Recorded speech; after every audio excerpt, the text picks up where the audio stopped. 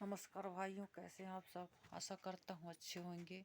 पिछले वीडियो मैंने बनाया था भाइयों संगत का प्रभाव तथा विश्वास प्रभु का, जो कि जीने की राह पुस्तक संत रामपाल जी द्वारा लिखित पुस्तक है। आज हम उन्हीं की लिखित पुस्तक से जानेंगे कबीर परमेश्वर द्वारा भोजन भंडारा कराना। आइए देखते हैं कैसा किए थे परमेश्वर कबीर जी ने। ये भाइयों वह जीने की राह बुक, जिसे आप निःशुल्क जो है SMS करके घर बैठे मंगवा सकते हैं।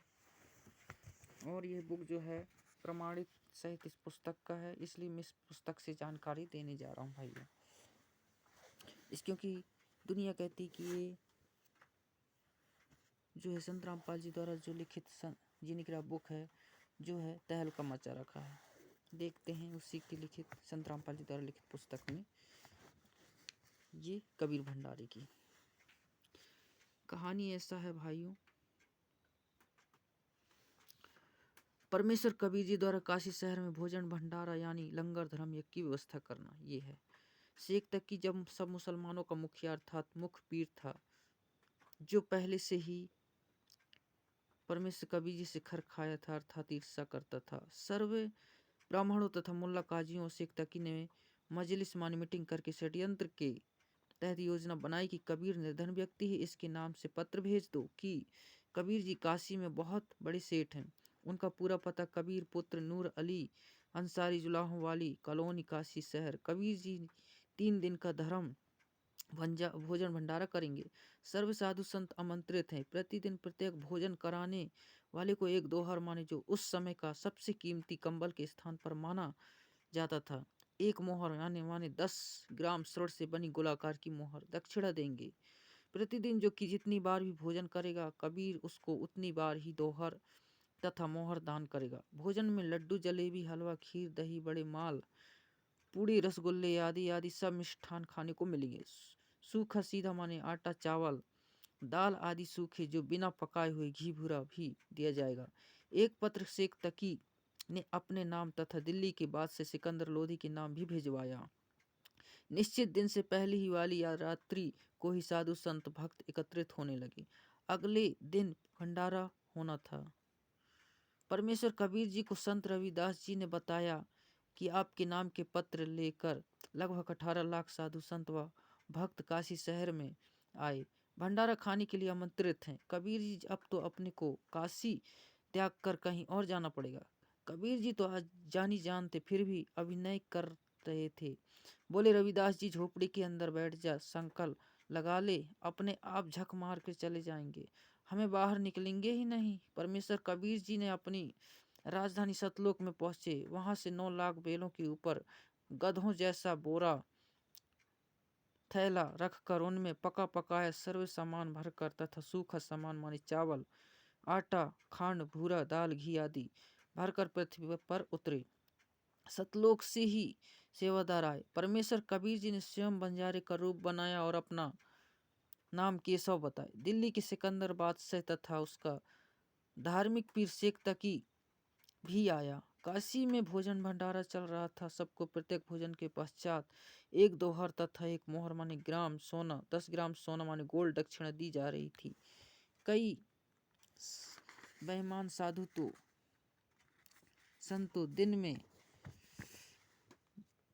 4-4 बार भोजन करके चारों बार दोहर तथा मोहर ले जा रहे थे। कुछ सूखा सीधा माने चावल, खांड, घी, दाल, आटा भी ले रहे थे। यह सब देखकर शेख तकरी ने तो रोने जैसी शक्ल बना ली। सिकंदर लोधी राजा के साथ उस टेंट में गया जिसमें केशव नाम से स्वयं कबीर जी भेष बदल कर बंजारे माने उस समय के व्यापारियों को बंजारे कहते थे के रूप में बैठे थे। सिकंदर लोधी राजा ने पूछा, आप कौन है, क्या नाम है, आप जी का कबीर जी से क्या संबंध है। केशव रूप में बैठे परमात्मा जी ने कहा कि मेरा नाम केशव है, मैं बंजारा हूँ। कबीर जी मेरे पगड़ी बदल मित्र हैं। मेरे पास उनका पत्र भेजा गया था कि एक छोटा सा भंडारा माने भोजन कराने का आयोजन, यदि लंगर का आयोजन करना है, कुछ सामान लेते आइएगा। उनके आदेश का पालन करते हुए सेवक हाजिर है। भंडारा चल रहा है। शेख तकी तो कलेजा पकड़कर जमीन पर बैठ गया जब यह सुना कि एक छोटा सा भंडारा करना है। जब 18 लाख व्यक्ति भोजन करने लगे आए प्रत्येक को दोहर तथा मोहर और आटा, दाल, घी, खांड, भू, सूखा, सीधा रूप भी दिए जा रहे हैं। इसको छोटा सा भंडारा कह रहे हैं, परंतु ईर्ष्या की अग्नि में जलता हुआ विश्राम गृह में चला गया जहाँ पर राजा ठहरा हुआ था। सिकंदर लोधी ने केशव से पूछा, कबीर जी क्यों नहीं आए? केशव ने उत्तर दिया कि उनका गुलाम जो बैठा है उनको तकलीफ उठाने की क्या आवश्यकता है, जब इच्छा हो कि आ जाएंगे। यह भंडारा तो 3 दिन चलना है।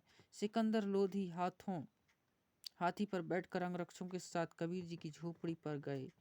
हाथी से उतरकर राजा ने दरवाजे पर दस्तक दी। कहा, परवदिगार दरवाजा खोलो, आपका बच्चा सिकंदर आया है। परमेश्वर कबीर जी ने कहा, हे राजन, कुछ व्यक्ति झूठा पत्र डालकर लाखों व्यक्ति बुलाए हैं। मैं निर्धन जुलाह कपड़े बुनकर परिवार चलाता हूँ, पोषण कर रहा हूँ। मेरे पास भोजन भंडार में लंगर करवाने तथा दक्षिणा देने के लिए धन नहीं है। मैं रात्रि में परिवार सहित काशी शहर को त्याग कर कहीं दूर चला जाऊंगा। मैं दरवाजा नहीं खोलूंगा। सिकंदर सम्राट बोला, हे परवदिगार अल्लाह माने समर्थ परमात्मा, मैंने आपको पहचाना है, आप मुझे नहीं बहका सकते। अपने चौपड़ के खुले स्थान पर कैसे भंडारा लगाया है? आपका मित्र केशव आया है, अपार खाद्य सामग्री लाया है, लाखों लोग भोजन करके आपकी जय जयकार कर रहे हैं, आपका दर्शन करना चाहते हैं। एक बार किवाड़ खोलकर अपने गुलाम सिकंदर को दर्शन तो दो। कबीर जी ने संत रविदास जी से कहा कि हे खोल दो किवाड़। दरवाजा खुलते ही सिकंदर राजा ने जूती उतार कर मुकुट सहित दंडवत प्रणाम किया। फिर काशी शहर में चल रहे भोजन भंडारे में चलने की विनय की। जब कबीर परमात्मा झोपड़ी से बाहर निकले तो आकाश से सुंदर मुकुट आया और परमात्मा कबीर जी के सिर पर सुशोभित हुआ तथा आसमान से सुगंधित फूल बरसने लगे। राजा ने कबीर परमेश्वर जी को हाथी पर चढ़ने की प्रार्थना की। कबीर जी ने रविदास जी को साथ लिया। राजा रविदास जी तथा परमात्मा कबीर जी जो तीनों हाथी पर चढ़कर भंडारा स्थल पर आए, सबसे कबीर सेठ का परिचय कराया तथा केशव रूप में स्वयं डबल रोल करके उपस्थित संतों भक्तों को प्रश्न उत्तर करके सत्संग सुनाया, जो 24 घंटे तक चला। कई लाख संतों ने अपनी गलत भक्ति त्याग कर कबीर जी से दीक्षा ली, अपना कल्याण कराया। भंडारे के समापन के बाद जब बचा हुआ सब सामान तथा टेंट बैलों पर लाद कर चलने लगे, उस समय सिकंदर लोधी राजा तथा शेख तकी केशव तथा कबीर जी एक स्थान पर खड़े थे।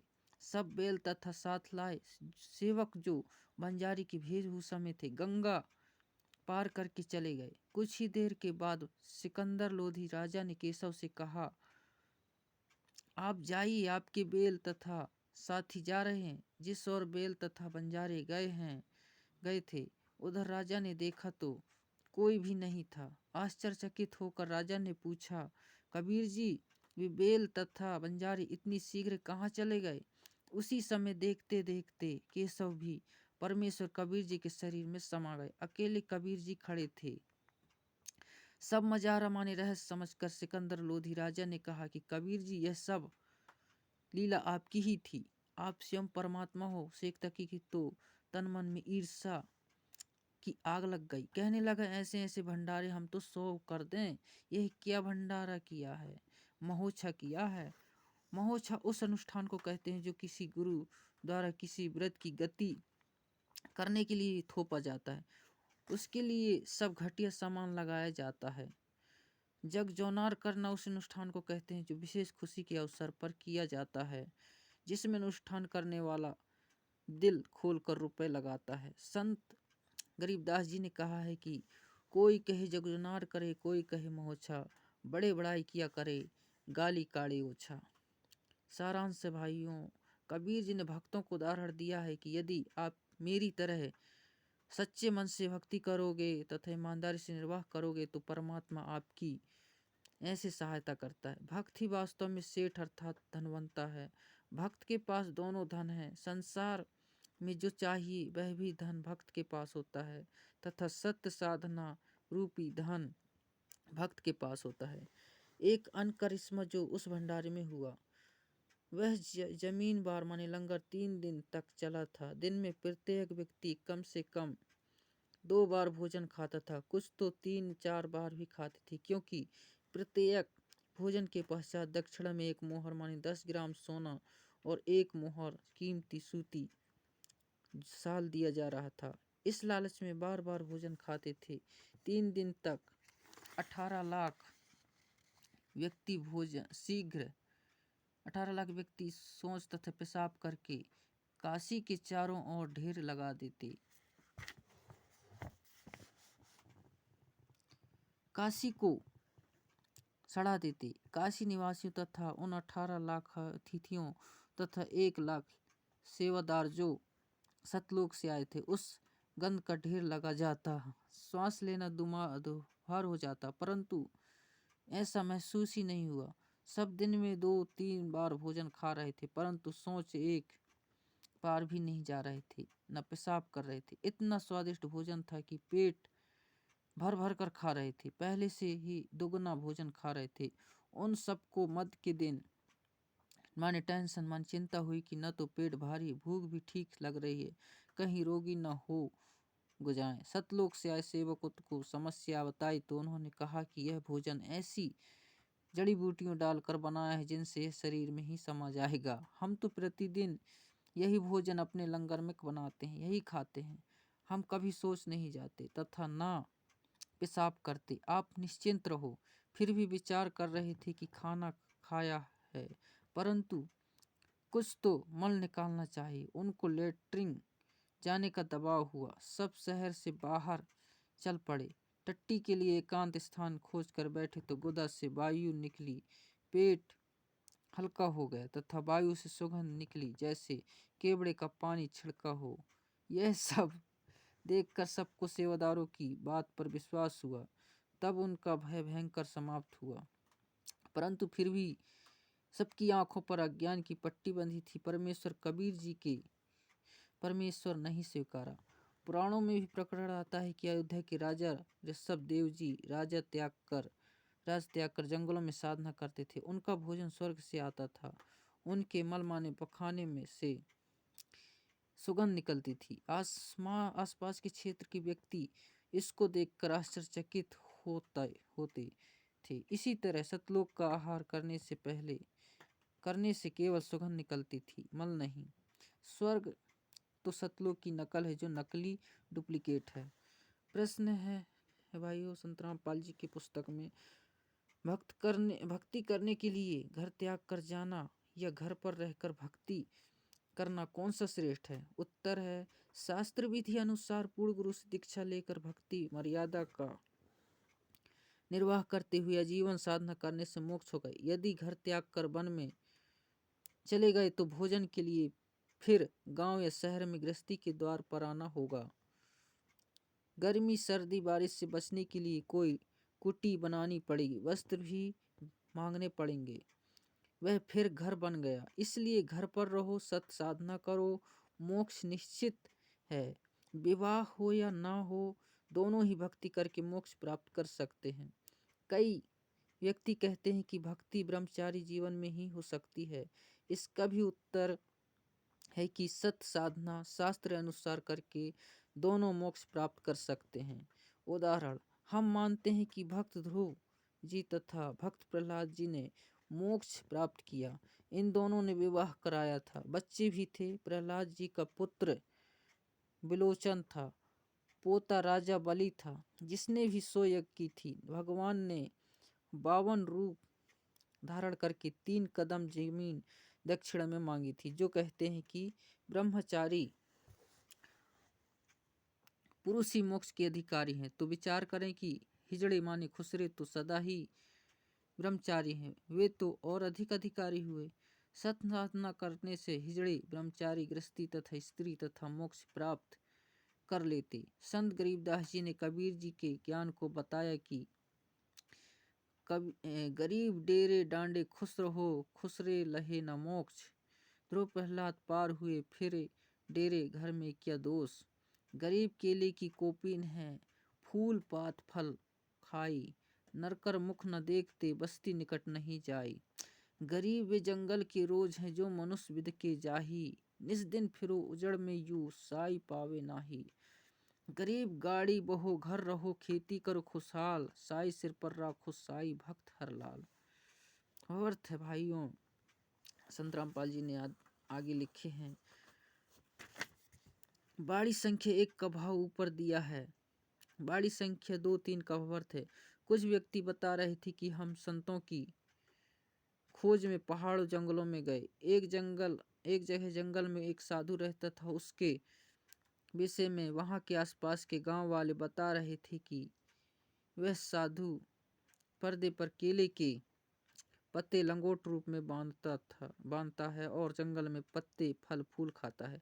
गांव के निकट भी नहीं आता, मनुष्य का तो मुख भी नहीं देखता, देखती ही पूरी गति से भागकर जंगल में चला जाता। लोग कह रहे थे कि जिसको भी उसके दर्शन हो जाते मालामाल हो जाता। हम कई दिन तक दर्शन के लिए उस जंगल में सुबह जाते और शाम तक रहते। एक दिन भागते की पीठ दिखी, दर्शन हो जाते तो वो बारह हो जाते, यानी पेड़ पार ही हो जाता। कहने का मतलब, विचार करें, ऐसा व्यक्ति अपराधी होता है जो पुलिस से बचने के लिए ढोंग किए हैं। संत गरीबदास जी ने ऐसे व्यक्ति को रोज मानी नील गाय की उपमा दी है, जो आदमियों से डरकर बिदक कर भागते फिरते हैं। ऐसे व्यक्ति चाहे दिन रात जंगल उजाड़ में भटको, परमात्मा प्राप्त नहीं हो सकता। बाड़ी संख्या 4 का अर्थ है, गरीब गाड़ी बहो घर रहो खेती करो खुशहाल, साई सिर पर राखी संत भगत हर लाल। ठीक है भाइयों, आगे की वीडियो में जानेंगे हर लाल जाट की कथा। तब तक के लिए नमस्कार। वीडियो अच्छा लगे तो लाइक करो, शेयर करो, चैनल को सब्सक्राइब जरूर करना, ताकि मेरा हर आगे आने वाला वीडियो सबसे पहले आपको दिखाई दे। ठीक है भाइयों, तब तक के लिए नमस्कार।